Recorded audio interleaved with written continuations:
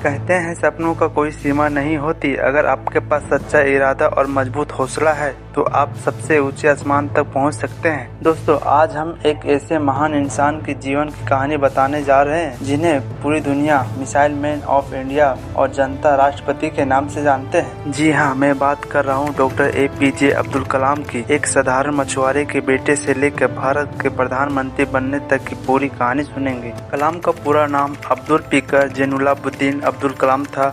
उनका जन्म 15 अक्टूबर 1931 को तमिलनाडु के रामेश्वर नाम के छोटे सा द्वीप पर हुआ था। उसके पिता का नाम जैनुलाब्दीन एक साधारण नाव चालक थे और उसकी माता असियम्मा घर की काम काज करती थी और वह गरीब परिवार से थे। घर में आर्थिक तंगी रहता था। कलाम बचपन से ही पढ़ाई लिखाई में काफी तेज थे। पढ़ाई के साथ साथ अखबार बांटकर अपने पिता की मदद किया करते और अपनी पढ़ाई का खर्च खुद ही निकाल रात में दीपक की रोशनी से पढ़ाई किया करते थे। कलाम ने अपनी 10वीं तक की परीक्षा रामेश्वर से ही पूरे किए थे। उसके बाद वे सेकेंडरी की पढ़ाई के लिए स्वार्ड्स हाई स्कूल से किए और आगे सेंट जोसेफ कॉलेज तिरुचिरापल्ली से यहाँ उन्होंने भौतिक रसायन की पढ़ाई की। लेकिन उनका सपना बड़ा था, वे वैज्ञानिक बनना चाहते थे। इसीलिए वे मद्रास यूनिवर्सिटी ऑफ टेक्नोलॉजी गए और वहाँ से टेक्नोलॉजी इंजीनियरिंग की पढ़ाई की और उन्होंने तय किया कि वे भारत के लिए एक ऐसा काम करेंगे जिससे पूरे देश को टेक्नोलॉजी और साइंस में आगे बढ़े। पढ़ाई के बाद Abdul Kalam DRDO defence research and development organisation में नौकरी मिली। फिर वे DRDO को रिजाइन देने के बाद जल्द ही इसरो में चले गए। वहाँ पे उन्होंने सैटेलाइट पर सर्च किए। 1775 में भारत का पहला उपग्रह आर्यभट्ट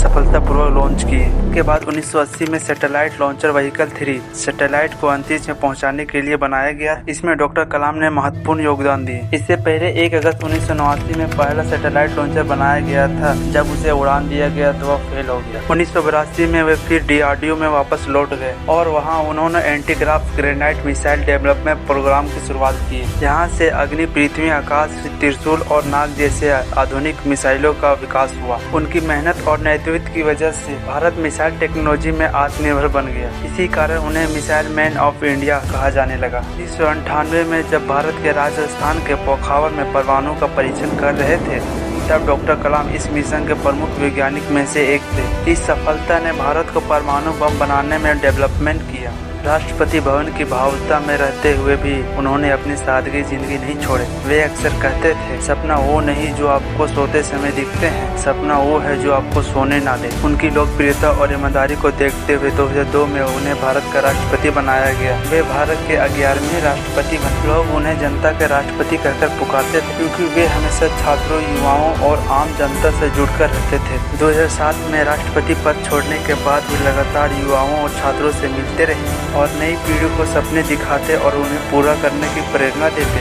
27 जुलाई 2015 को शिलोंग के मेघालय में भाषण देने के दौरान दिल का दौरा पड़ गया और वे दुनिया को अलविदा कह गए। वह अपने अंतिम समय भी छात्रों को प्रेरणा दे रहे थे। यही उनकी सबसे बड़ी पहचान एक शिक्षक के रूप में बन गई। यह कहानी